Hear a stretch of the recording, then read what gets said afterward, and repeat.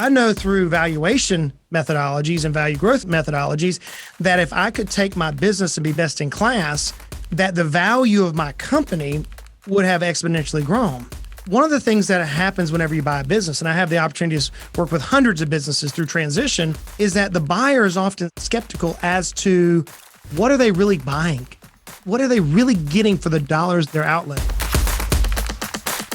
Welcome, Model FAs. David DeSell here, president of Model FA and your host of the Model FA podcast. Really excited to not just have our guest on, but to have a good friend of mine on the show today. Justin Goodbread is an ambitious entrepreneur and a financial planner who makes God and his family his priorities. Justin actually started his entrepreneurial journey at about 15 years old and has started and sold multiple businesses. And then in 2009, he founded Heritage Investors, which helps individuals, business owners, and retirees attain their financial goals. He also founded Heritage Business Advisors in 2019 to specifically help business owners of all types realize their full potential.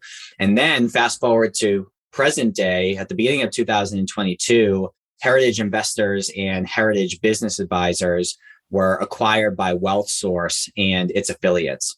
When Justin's not working with his clients or farming his own land, which I got to see firsthand because he was so kind to welcome me into his home about this time last year or so, he goes on adventures with his wife, 2 sons and daughter, and he and his family enjoy exploring national historical sites, working on the farm, playing the piano, which he's fantastic at, saxophone, eating pizza, and being active with the family's church life. And then some accolades to share before we officially welcome Justin. He's been a member of the Forbes Finance Council. In 2018, he was the Exit Planning Institute Leader of the Year. The years 2018 to 2021, he was in the Investopedia's top 100 financial advisors. He was in Knox.biz under 40 class of 2018. And most recently, he was nominated for Exit Planner of the Year from the Exit Planning Institute. So best of luck on seeing how that shakes out. And then he's also an author.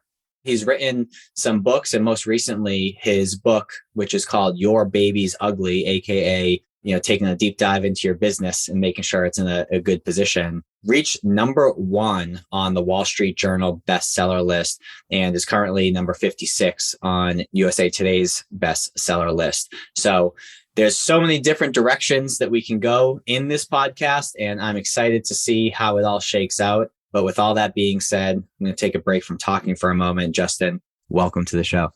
Hey, buddy. Thanks for having me. You hear those things. It's like, wow, I'm just an old country boy who lives on a dirt road. You've been there. It's amazing what you can do in life when you have good people around you.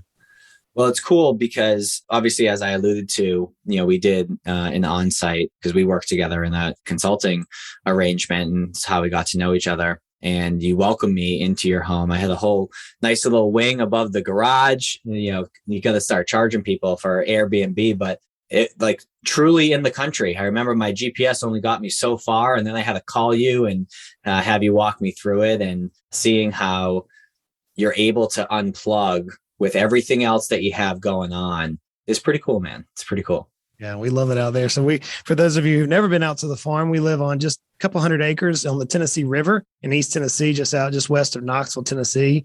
And literally we cannot see another house from our house. David, you saw that. I mean, we are in the woods. We have deer and turkeys all around us. And, whenever we pour our lives on the line for the people we love, our clients, our family, our friends, our vendors, at the end of the day, for someone like me, who is an introvert, I need to get away. So I go into this little country road to our little house out in the country and just unplug, turn life off, and enjoy the family and the critters. It's a lot of fun for me. Love it.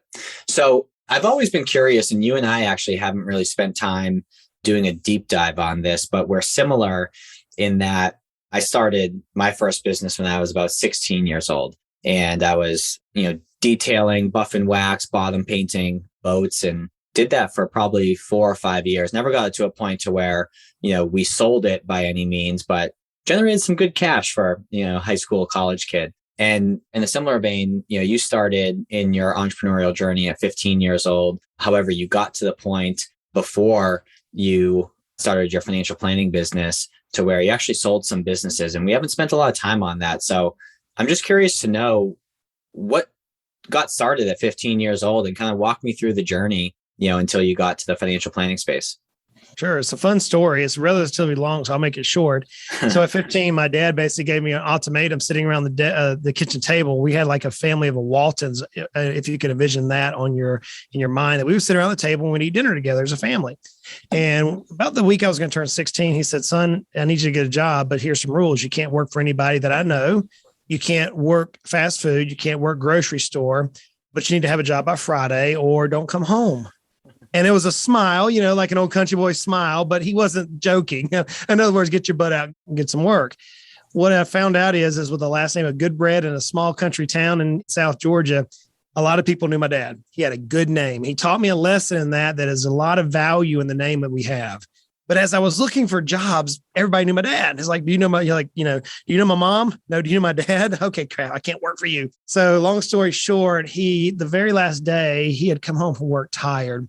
And that morning before he left a lawnmower on the front step. And I just cut the grass that week, but I grabbed the mower, walked down the road until I found somebody who didn't know my dad, supposedly, cut the grass, made $40, about an hour and a half, was cleaned up, smelled good, didn't smell like an old, stinky teenager. My dad comes home from working his fingers to the bones like he had done for his entire life for our family, sacrificed so much for our family. And I'm eternally grateful for that.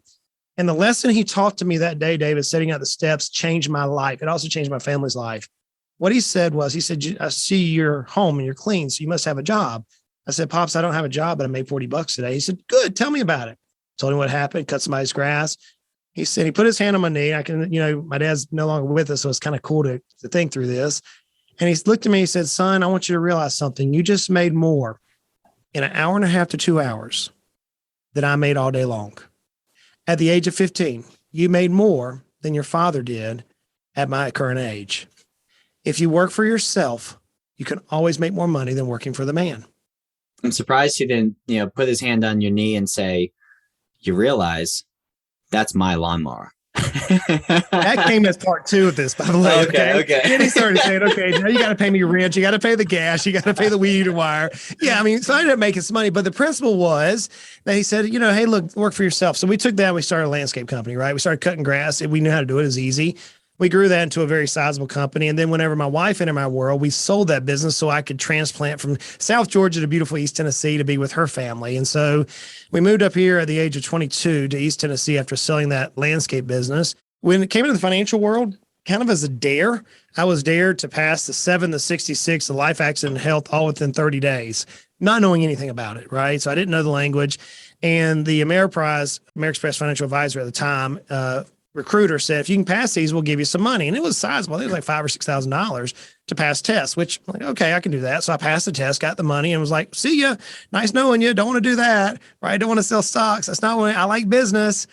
Well, I found myself, though, kind of pigeonholing myself into the financial planning world. So I joined a firm that led into a business separation, which was a sell, so to speak, of a business. During that business separation, I started a consulting business for dentists, helping them launch their own business, buy businesses, create them to their own, and actually increase their profits and revenues within a year's time. And so that's when I learned this concept of we business owners, those of us who think like business owners, we can drive our net worth through value growth. So I sold that company called Dental Advisor Group, mid-teens, 2010, something or another, 16, 17. And it really dove into this career at this point of heritage investors. At that point, I realized who I wanted to work with. I wanted to work with that business owner who wasn't a novice, that was out there spinning all the plates they can do, putting out the fires, but realized that that business was their chief asset that was going to get them to retirement.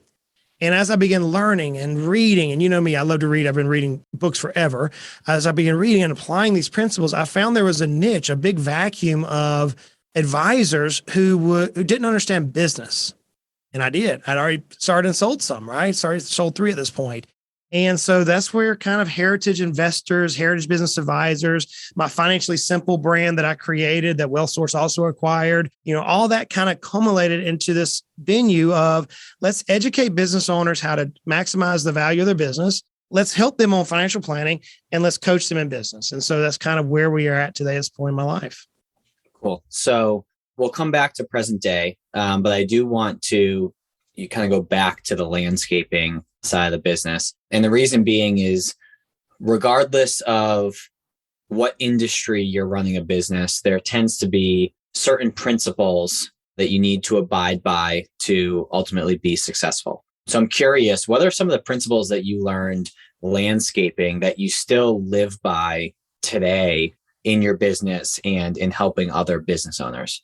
So I can remember a few principles that my mom's college educated. She didn't work at a blue collar job like my dad did. She actually quit working, David, and came home to teach my brother, my sister, and I how to run a business. She had never run one before, but she knew book smarts. And so she would read out in front of us and we would go out trial and error. And I can remember a few things that I've applied across lateral businesses that were simple at the time, but I didn't realize how profound they were. So one of the things we learned is if you tell somebody you're going to do something, do it. Simple concept, right? My uncle, who served in the Army, he said he would often drill into us, yes, sir, no excuse, sir. In other words, if we say we're going to do it, it's a yes, sir. Yes, sir. If we say it, there are no excuses. Get it done. If you say no, you release yourself. And always remember, you're responsible for your word. And so that was a big deal that most of us would get. It was simple but profound at the time. Another one is that you never leave leaves or grass clippings near the walkway. Now, whenever somebody comes home from work and they just paid you hundreds of dollars to clean their yard, the last thing they want to do is see a leaf on their driveway or walking up to the front porch or in their garage, right? The idea behind that is that in business, people will magnify certain principles. They'll identify certain things which irk them across whatever business environment you're in. They really didn't care if we missed a leaf or a pile of leaves in the back corner of the property. That didn't bother them. It was what they immediately saw that was real and present danger for them at that point. So in every business, we as business owners have to identify what are those triggers? What are those points that really cause our clients to potentially fire us, potentially seek other solutions? If we can identify those, we don't have to be perfect. We don't have to be perfect on all the other areas of business, but we do have to be perfect on the things that the clients matter most to. So that was a principle I learned way back then. I also learned the power of scale. I am uniquely gifted in a special way. Everybody is. David, you are too. We're all uniquely gifted with a certain personality, certain skill set that allows us to master one or two or three things very, very handsomely, right? If that's the case, then I need to find on my team, as I build out my little landscape company, those individuals who like to weed eat, those individuals who like to cut grass, because I hate to ride the mower, even though it was the easiest one. I need to find those people who are best in class at that. And even in that little landscape company at age 16, 17, 18, as we're making hundreds of thousands, we actually end up making more money than my parents made combined in this little business, right? As we were applying business principles, now here I am in teaching business owners and working on executive teams saying, hey, I know that you have a tendency and you're good at this, but it's not your highest and best use, quoting Dan Sullivan there, obviously. Right? We want to get to our highest and best use. I didn't know who Dan Sullivan was way back at age 16, but it was a little country mama, a little country daddy saying, hey, look, you want to make sure that you're happy in what you do. If you end up loving work, this privilege that we all have to work and to pour our lives into some sort of product or service, it's a privilege, it's an honor. If we like what we do, we never spend a day of our life working. They taught me that way back at age 16. And so, brother, that's kind of what has been the catalyst, just simple principles. And obviously I could go into all the academics, things we've read out of books, but those were the things that stuck to me the most. And there was one more: never buy property that's really low, that has water problems, because it causes problems for landscapers. They get the mower stuck in the dirt. There you go. No, it's helpful. And it's cool to, everyone has certain things at a young age that just kind of stick with them, that become embedded in your mind and really determine how you act moving forward. And it's so important to be able to reflect back and remind yourselves, of those principles and share those out. So I appreciate you doing so.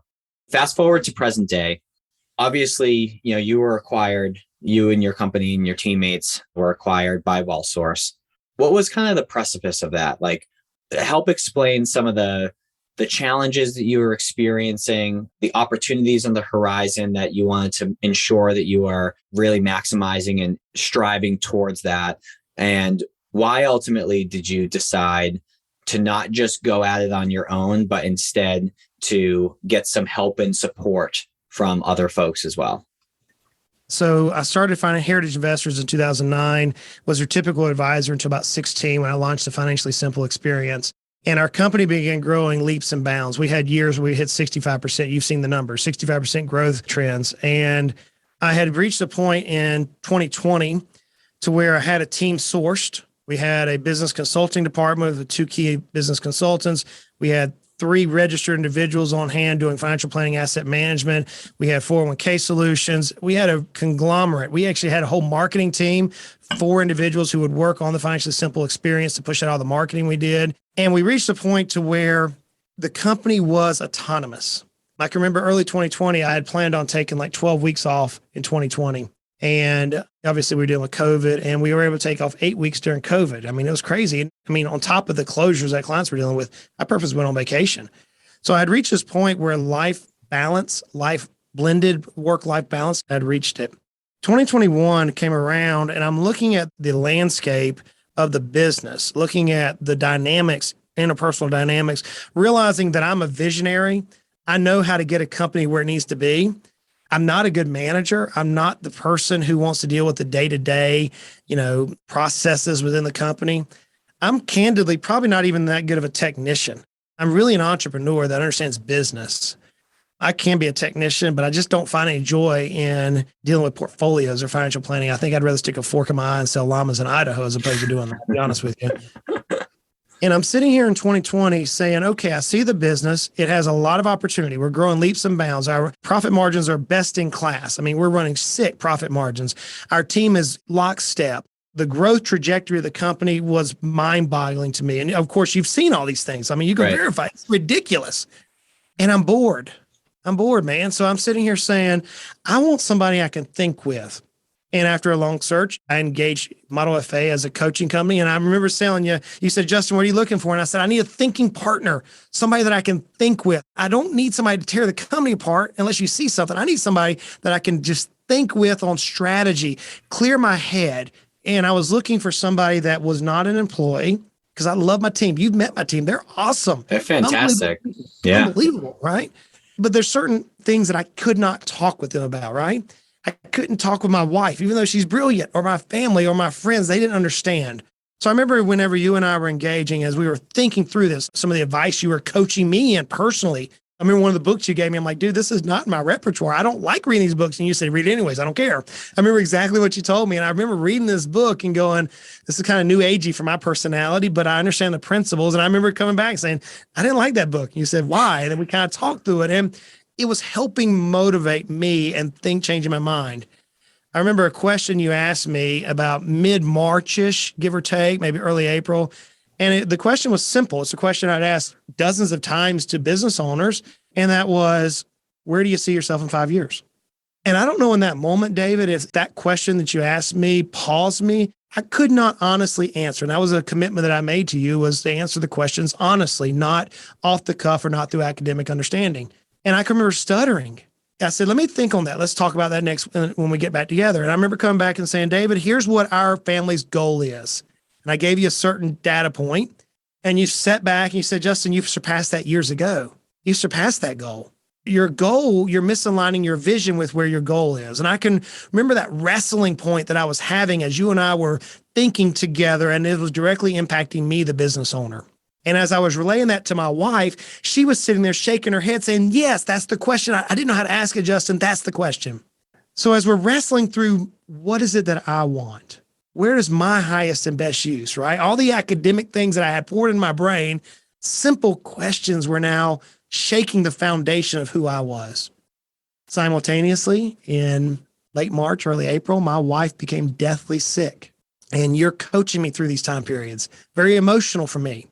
We had to make a decision, a health decision that she may not have survived. In fact, there was only a 20% success rate that my wife would be alive after this procedure. It was ridiculous. And here I am as a business owner, candidly not even thinking about business. All the while, the business is growing like 40%. It's ridiculous. It's moving and it's growing and it's sourcing. I'm not having to think about it. My business, all the principles that I've taught, I've employed, and is working. But yet my home, the thing that I value the nearest and dearest to me, my family, my bride, is a disarray. This balance, I'd put so much pressure on creating the golden goose of a business that worked. and teaching the golden goose of the business that works, that I had left my vision, my dreams, my aspirations kind of in the dust. So through that hard time last year, brother, as we're thinking and you and I are coaching and you're bringing strategic influences into my life and gaining clarity, it ultimately was decided by my family, not by me, that this isn't a money game anymore. The dollar figure that we had tried to aspire to achieve, we had surpassed it. And it came down to what does the rest of our life look like? And the ultimate decision is not to sell and go away. I didn't want to do that. I have a small nucleus of clients that I deeply love. These are friends. I mean, some of these people changed my diapers when I was a kid. I mean, this is family, right? So I wanted to continue to pour my influence into their life, and they desired that as well. I wanted to position the company, this team of experts that had been assembled, I wanted to position them where they could level up their careers. I wanted to work with a company that was rapidly paced growing, not in an advisor role, but in an executive role. So I could take all this knowledge and experience that I've had for the last 30 years of consulting hundreds, if not thousands of businesses in the $1 billion of revenues all the way down to startups, how to take that and pour it in to level up my experience. Ultimately, I wanted to spend my time impacting. That's my word that you and I kind of discussed. I wanted to impact people.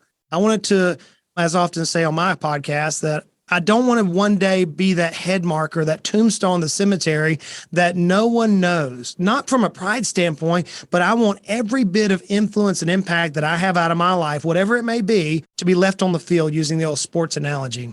And as I look through the options of either I maintain the course of being the CEO of heritage companies, or I become a partner with a firm in a location like WealthSource, or I just sell and walk away. From a family dynamic and from a best use of my abilities and kind of the passion I had, I opted for not maintaining the ownership of the company anymore. I've been a business owner for 30 years, dude. And I wanted a different flavor ice cream. I mean, I love mint chocolate chip. Don't get me wrong. It's my favorite out there, but I wanted some Rocky Road, man. And I didn't want to sell. I'm mid-40s. What am I going to do? I still got kids at home. I don't want to just sell and go off to the sunset. So the option of joining a company much larger than us, it aligned with our local office's vision. It aligned with my aspirations. It aligned with our team's aspirations. The client experience, I spoke with dozens of clients. It aligned with their expectations. So for our company, that made the most sense. I know that's a long answer, but that's kind of where we came to. No, but it's helpful. And I'm curious because obviously I had the opportunity and privilege to be able to understand to a certain degree your business inside and out. And for the average person, on the outside looking in, it's like, damn, Justin's got something really special going on. He's got a team that works well together. Revenue is fantastic. As you mentioned, profit margins are great. Your systems and processes were, better than, some of the $1 billion firms, that we work with. And all things considered, you have a special thing going. So my question is, I would imagine that what you're doing now needs to be even more special than what you had before in order to, really incentivize you to change anything. Because if not, you could have just kind of rehired a Justin that could run the business and you kind of overseeing stuff and continue to grow the way that you were growing. So help unpack what it is that you're doing now and, why it's just as special, if not even more special than what you were doing on your own with the team that you have. Sure. It comes down to a proof of concept ultimately, right? So, there's an old saying that says education without application leads to stagnation. I've heard that saying 1,000 times in my head since I heard it when I was 16 at a business conference. Yes, I was the crazy kid going to business conferences at age 16. I can remember that statement. And oftentimes in business, especially for us smart financial advisors, we're really intelligent. We get the education. We go out and get a credential. We go out and earn a new certification. We get some sort of a software program. We get the education, but oftentimes we fail in application. So we create this circle effect. So we go out and earn another degree. Hey, that's going to get us where somebody wants us. And it's not the application of the knowledge that we fall off in. And so we ultimately end up being stagnant. So I'd reached this point in my career to where I had the education and I had applied it. And whenever I was looking at systems, having multiple consultants, including yourself and many others, say, dude, those systems you build are rocking. They're pretty amazing. In fact, if you could just take these, these could change the industry. Those are some of the terms I hear. I'm like, these are basic business principles. Come on, guys. It's not that hard. I would hear that. And I would hear, hey, Justin, you're able to influence some business owners, but you're one person. Your podcast is attacking, or influencing, hundreds of thousands over a given year through the Financially Simple experience. But even then, I didn't have that direct connectivity. So as we were looking through this and I was trying to figure out what chapter 2.0 for my life was, it's, you know what? I don't want to take on any more family burdens. And this sounds bad, but I think most financial advisors will understand this, that when we take on a client, we literally take on the family burdens, their goals, their misfortunes, their pain, their suffering. We internalize that. We often are awake at night when we should be asleep, thinking about our clients, praying for them when they're going through hard times, the loss of a family member, a friend, a bankruptcy, various things that happen. We take on that, or at least I do. And I didn't want that anymore. I wanted to free myself up so that I could use my highest and best use. So kind of where we're at right now, David, is taking my mind of a certified value growth advisor and an certified exit planning advisor, along with 30 years of books. I've been reading a book a week since I was 16 years old. I have this crazy memory. You and I have kind of jousted each other with memories and book knowledge. And I got this unbelievable knowledge in my head of business. I wanted to take that and impact. And so the opportunity that was presented, and the reason why I ultimately chose WealthSource as a partner for me, is because WealthSource was in desperate need at that time of somebody with my skill sets. My skill sets to look at a company broadly, organize it through structures and processes, impact upline and downline throughout the entire ecosystem, and ultimately free me up to where I can take proof of concept that happened on a small business, apply it to a medium-sized business so it can grow into a large business, and then go out and speak once again. Get on stage, get on podcasts, like many others, and try to say, hey, look, friends, it can be done. If an old country boy from South Georgia who was born and raised on a dirt road, who was homeschooled his whole life, right? I mean, just barely got out of high school because I was homeschooled, right? And now live on a gravel road in East Tennessee and says y'all all the time, if I can do this, there's the dreams that we have as business owners, the dreams we have as financial advisors, the dreams that board members have of medium-sized RIAs, those dreams and aspirations can come to fruition.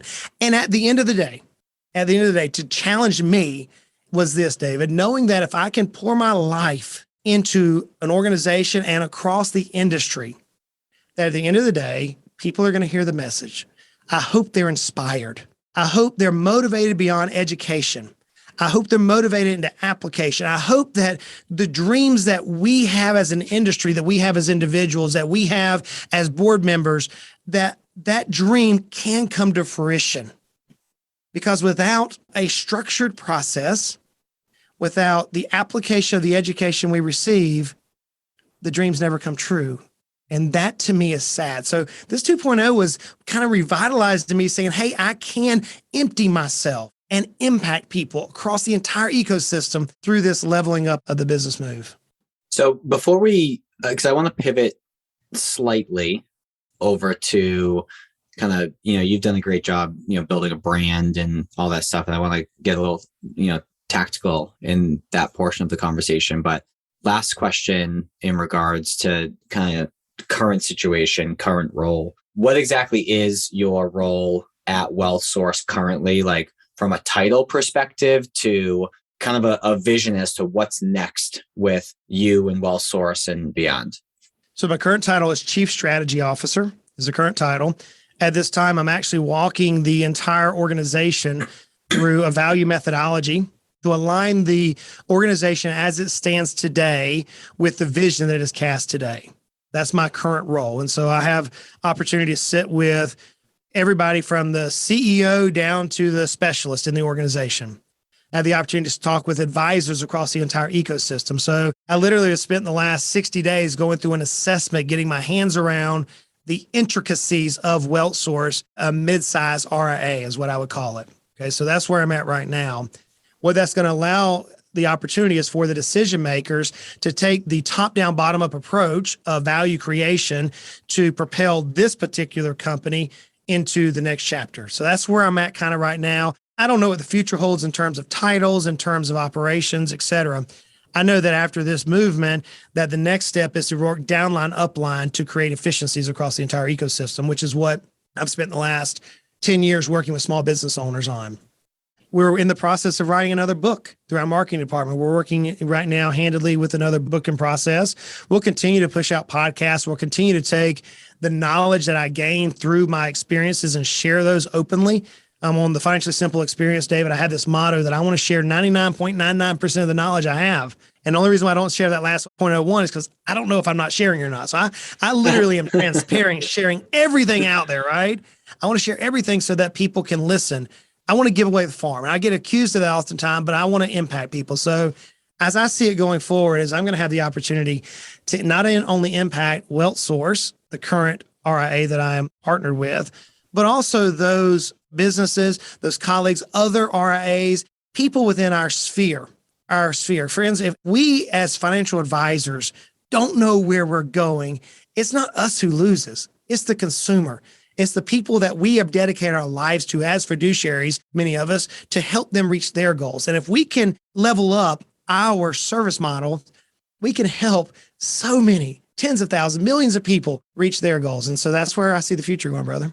Love it. So you mentioned something in there in regards to writing another book and, doing a podcast, or continuing with the podcast, I should say, which is a nice segue into kind of this next segment. So I'm a big believer in the idea of being able to put out content that's valuable, helpful, funny, right? Gives people the opportunity to unplug, and the idea of increasing and maintaining your relevance and becoming omnipresent across all platforms. So what I like about what you've done is your content takes many shapes and forms and things like that, where if someone enjoys reading, you got books. If someone likes videos, you got plenty of those. If someone likes audio, you have a podcast, right? So you're able to appeal to various people's learning style. So I'm a big believer in that. And I think that, I mentioned before, your systems and your processes, are amazing. But dude, your content rocks. So I'm curious, what was kind of your aha moment in terms of, hey, I really need to lean into the idea of building a brand and content creation? What was the kind of birth of that? So back in about 2009, 10, 11, there's a group of advisors. If I called their names, they'd be readily recognized. But for sake of privacy, I won't do that. But we're sitting around a table at an FPA meeting, and we're talking about the direction of the industry. And at that point, some said, I want to start a podcast, and they did, and they became nationally recognized. Others said, I want to start a radio show, and they did, and they became nationally recognized.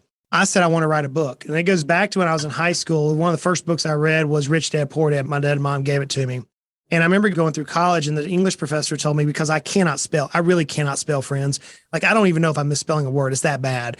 And I failed English composition because I misspelled, and you lost 25 points every time you misspelled a word as you were freehanding it back in the day when I didn't have computers in that country's town.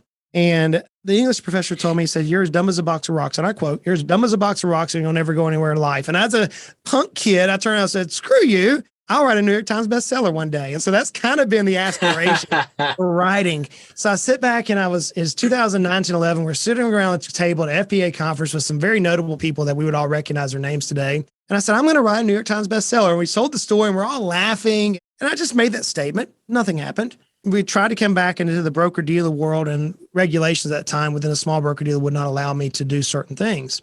So I said, enough's enough. So in 2016, I walked away from $250,000 recurring revenue, literally walked away from variable annuities, said, I'm sorry, $250,000, whew, a lot of money to walk away from, and started Heritage as an RIA with the intent of building a marketing firm. I remember I was flying back from a client meeting in Dallas, and I heard this guy named Gary Vaynerchuk. And at the time, I didn't know who he was. I had no idea who he was, right? And I read this book. Somebody said, hey, I'll check this book out. And I'm listening to his book on Audible, and I'm like, dude, if this guy who sells wine for a living can do this, I certainly can do this. And inside that discussion, I can remember my meeting with Rick Edelman, who is a hero of mine in our industry. I can remember a meeting with him where he made the statement, be authentic. So as I'm pulling all this together, I'm starting my RIA, I said, I'm going to create a structure, a system, because I'm a systems guy. I'm going to create a system and a structure that I can be authentic in, that I can pour my knowledge out in a methodical method, right? Where it can be cumulated into a book. I want to do it one time, turn it over to the experts. Remember my principle at age 16, hire the people who know how to do the blogs, hire the people who know how to do the YouTube channels, all the social media, hire all that out. Let me walk in, dump my brain out, and let them have it and let them make it all make sense.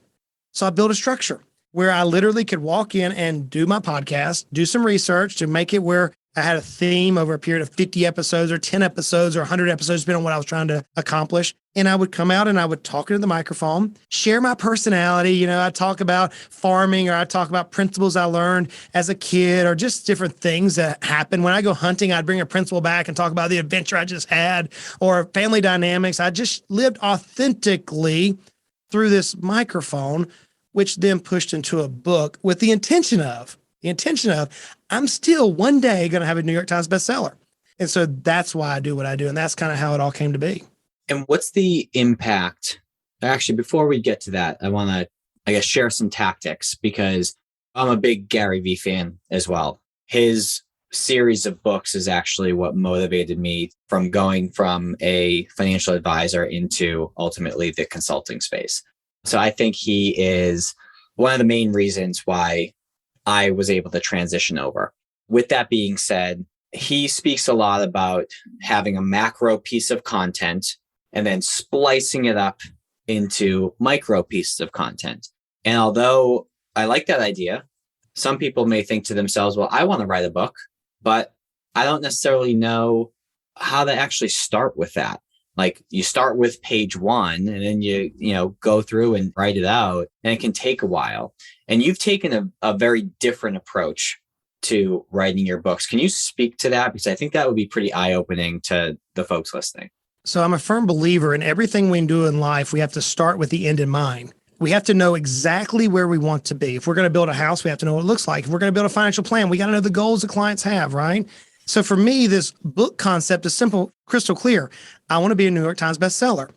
But think about that title, bestseller. It's not just writing a book, okay? Anybody can write a book. There's a principle and a process just for that. But to write a book and have the influence to where it's ranked in the top 1 billion of books out there, I mean, it's ridiculous. The statistic on that means it has to be a bestseller. I can remember an interview with Robert Kiyosaki, the author of Rich Dad Poor Dad, where he was being interviewed by a young lady in Japan. And she was asking, why is your book so powerful? It's nothing apropos. It's not complex. And he said, I'm a bestseller. We need to learn sales. So I knew where I wanted to be. So now if you understand where we're going, then yes, I can take a Gary Vaynerchuk or any of the other disciplines out there and strategize those to get me to that end. So what we did is I knew my time was limited. I only wanted to spend about an hour per episode creating the content and producing it, or in other words, recording it to the podcast. But I knew in order to get a bestseller, I had to reach a couple of milestones. I had to be a top 100 Investopedia advisor. I have to eventually get to the Barron's Hall of Fame. I have to have certain numbers on social media channels so it can drive bestseller status, right? I didn't have aspirations of winning awards. That wasn't who I am. I don't, that. I don't care about the accolades. I want that bestseller nomination because it sticks in my craw that English teacher told me. And I'm holding that against me for all these years. I hope you find him and send him a copy of the book, or send him a voucher where if he uses the voucher, the book costs double what it does online. I actually sent him a copy of both books, The Ultimate Sale and Your Baby's Ugly.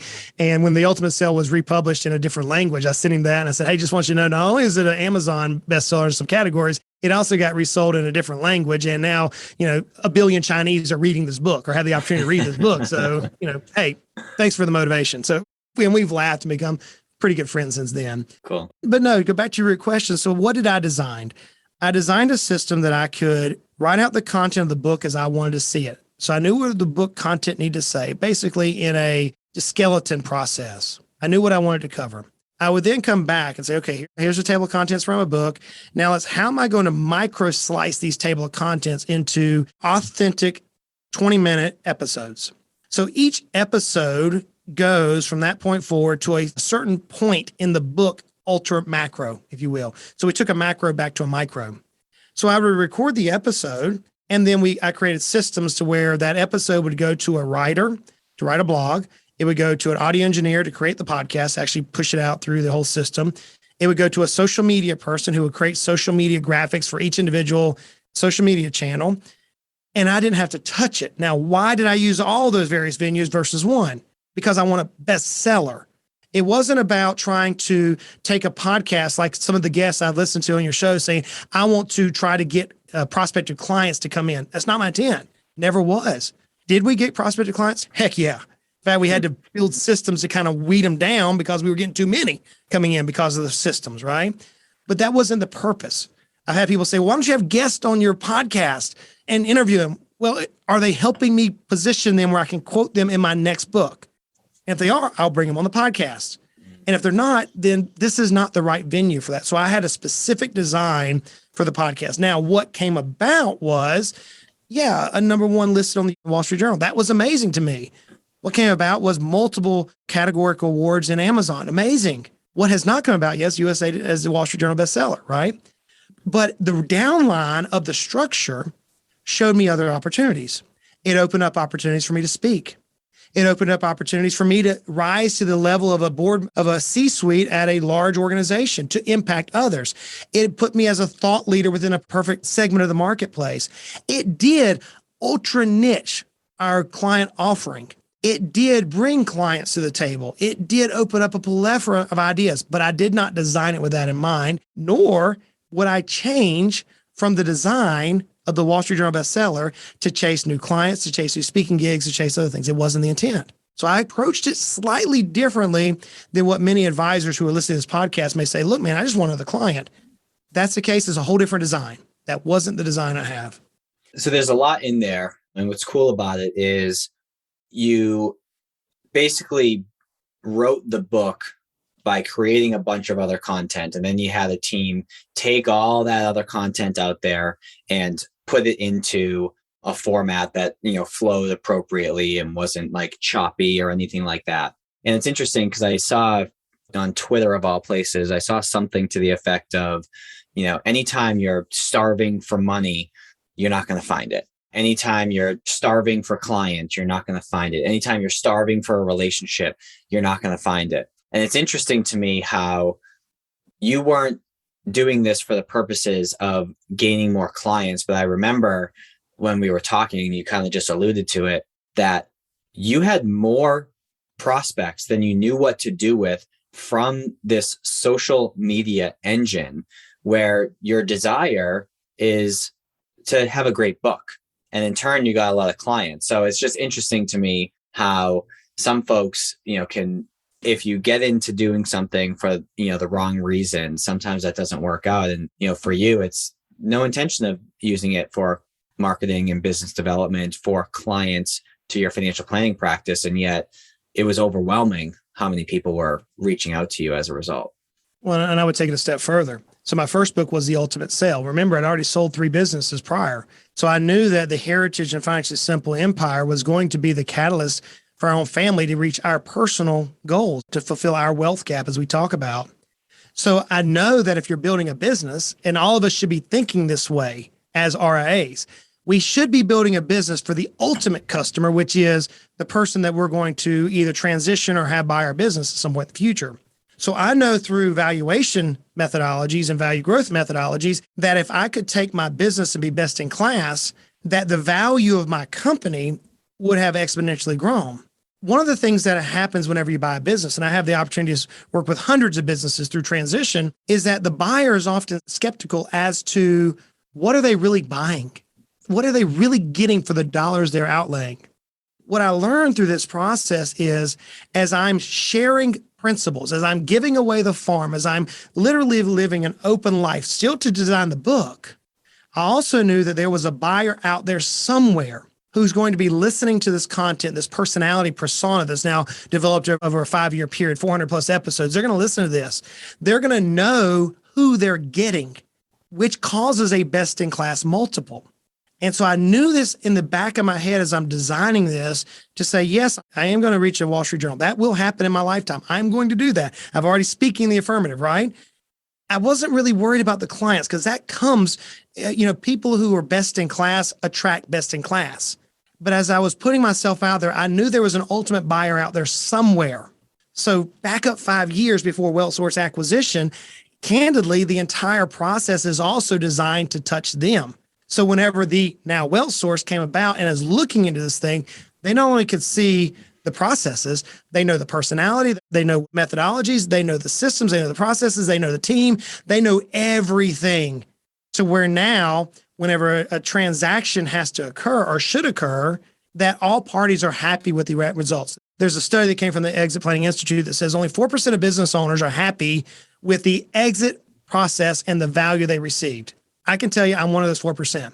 I believe that the value that my business had through the acquisition was extremely reasonable. I really do. I wasn't upset with it. Neither were the buyers, from my understanding. Everybody, and I'm working with the board members who bought me now. And all of us are talking through this in. So whenever we do things, if the intention is solely to get clients, that may be in the early days, but one of the weaknesses in our industry, and you see this, brother, is that we financial advisors, even though we talk long-term planning, we don't think long-term planning for our businesses or ourselves. We think the immediacy. And that's why I often tell our clients, I say, you know what, if I'm ever gone and you want to go talk to the financial advisor, the very first question you ought to ask them is not, are you a fiduciary? None of that stuff. Very first question is, show me your net worth. Very first question. Because you're going to be able to see if they practice what they preach just in that statement.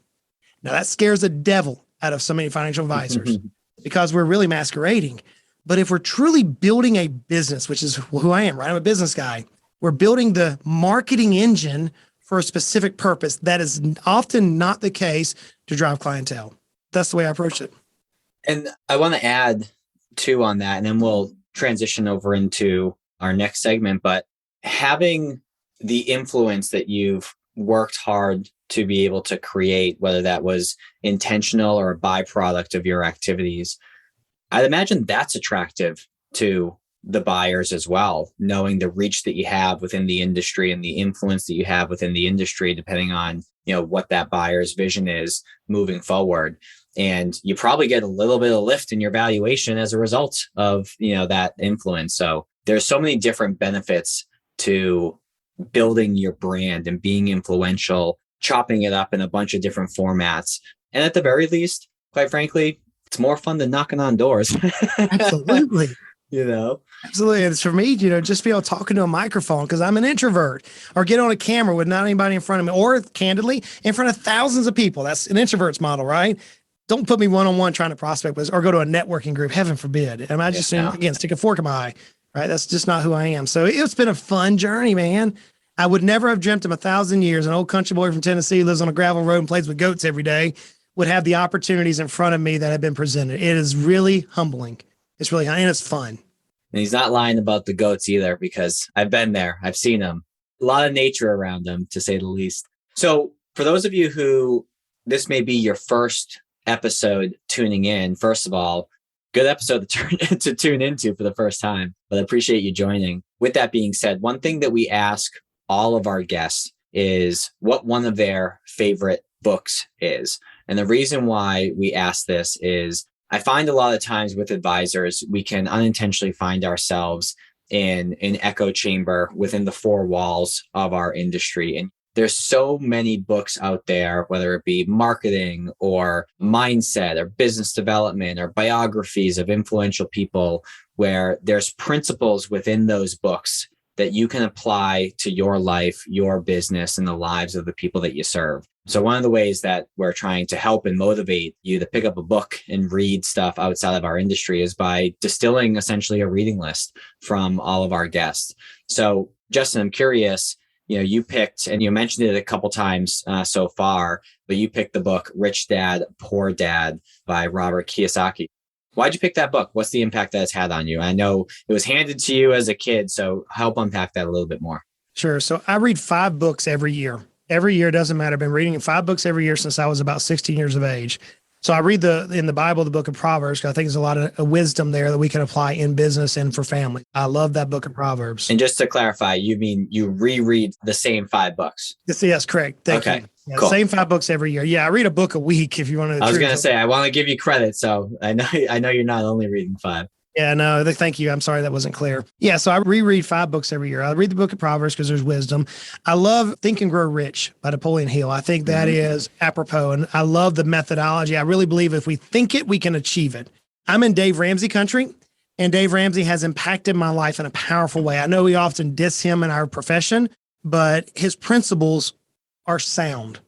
And so I've read his books many times over, and I still read Total Money Makeover every year. And I apply those principles in my own life. I really do. I also like Dr. Thomas Stanley's The Millionaire Next Door because it couples in there. But then if I go back to the one book that I think's had the most impact on my life is Robert Kiyosaki's book, Rich Dad, Poor Dad. It's a simple book. I received, like I said, when I was 15 years of age. It was the very first book I ever read cover to cover. Because of his writing style, I fell in love with reading. And because of his writing style and the story of that book, how it captivated my mind at age 15, I have found that I can often retreat in solitude to a book, recharge, gain a little piece of wisdom, and go apply it. So I have to give him credit for that. I also believe that Robert Kiyosaki is direct opposite of Dave Ramsey, for those of you who are students of the game. But for business owners, which is where I aspire to be, right? His book aligns principle-wise with where I want to be. What I love about the book is the attitude of which he delivers the message. I think it's dominating, it's sensitive, but it's also in story form. And I love story form books as opposed to more of a teaching style books. That's how even in my own delivery, I tell stories. You've seen that. Even today, I tell stories. It's who I am. So I've had the honor and privilege to meet each one of these authors. Well, obviously not Napoleon Hill, but I've met Dave Ramsey, Robert Kiyosaki. I have not met, Solomon because we wrote Proverbs. He died many years ago. But I've met each of these guys. And I think if we can glean, it's like eating a piece of chicken. If we can eat the meat and throw the bones out, we can go so far. But if I had to pick a favorite, man, the thing that I had my kids right off the bat read was Robert Kiyosaki's Rich Dad, Poor Dad for those reasons. Love it. Yeah, it's Think and Grow Rich. I read every year. That's kind of like the staple. It's either end of December, beginning of January, just to kind of reframe for the year. So it's cool to understand the other 4 books that are worth adding to that list as well. And I know you read a lot. So if you're rereading certain books, that's probably a good idea to do so. Well, Justin, I appreciate you joining today. I think that there's a lot of wisdom in what you shared today. I think that there's a lot of inspiration in what you shared today as well. And if I'm an advisor, I may think to myself, I want to hear more about Justin. I want to check out his book. I want to see what he has going on over at WealthSource. So there's a bunch of different places that you can send them. And all these, links will be in the show notes itself, but help our listeners understand if they want more of Justin in whichever way, where should they go? Sure. So the podcast is on all podcast venues. You can go to Financially Simple and you'll find over 400 episodes teaching business owners how to grow. And candidly, we have thousands of financial advisors who listen to us over there. And I hope the principles can apply and level up your business. I really do. I want to see you succeed. If you're a written format, go to financiallysimple.com. That's what I do. I like to read things. So there's over 1,000 blog posts on there. And I'll ask you something. If you're a reader, if you find a topic that we did not cover, please go there and make a comment in the Ask Justin. Make a comment because I really want it to be as exhaustive as possible for business owners. So that's my challenge to you. If you want to connect socially, we do have a social media presence. You can find us on any major social media channel out there. And we have a team that helps that I'll connect with you personally through that channel. So that's where I would focus the people to at this point. Awesome. Well, for those of you who are listening, this is definitely an episode worth sharing. So if you could do us a solid, share this with some folks in your world. And if you would be so kind as to leave a review on iTunes, that would be substantially helpful for us in increasing listenership. So with that being said, I appreciate all of your time listening today. Justin, I appreciate your time. And I also want to say thank you because you alluded to earlier on in the show that you typically don't have guests on your podcast, but we recorded an episode last week together in the opposite with you as the host. So I'm glad I made the cut and I appreciate you having me on the show and excited for both of these to go live and grateful for our friendship. And I'll keep you posted on inside joke, but I'll keep you posted on when my key lime tree actually gives me some key limes. Cause right now it's not there yet, man. It's not there yet. Well, brother, keep doing what you're doing. You're making a difference. You have impacted my life personally. And as a friend, I want to tell you, thank you. And I know the people who are listening to the podcast, I've listened to many episodes. You are changing the industry. Keep rocking, brother. You're doing a good job. I appreciate that. Have a good day.